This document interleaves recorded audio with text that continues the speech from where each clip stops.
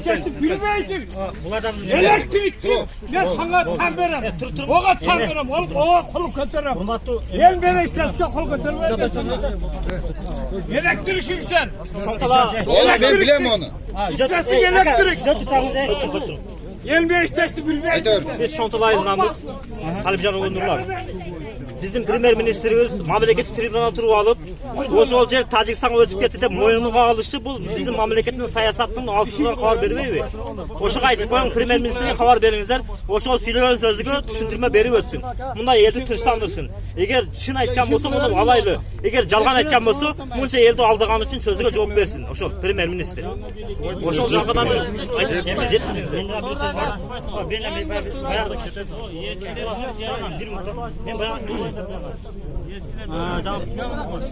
Sizge daha meşte turabası koyduğunu ben aytarım. Kengerek durular. Kengerek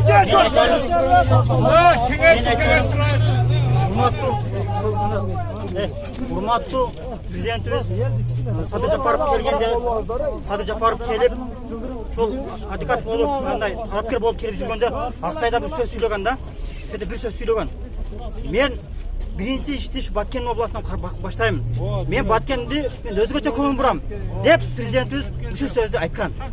Жалган болсо мына ошондо мындай элдин арасынан бирөө чыгып айткан. Урматтуу президент Садыр Николаевич Атамбаев келип мынтип кетем деген. Жээнбеков келип мен мындай кылам деген. Булардын сөздөрү бир сом болуп калды. Сиздики ондай болбойбу дегенде меники ондай болбойт деген да. Президент ушул сөз сүйлөгөн.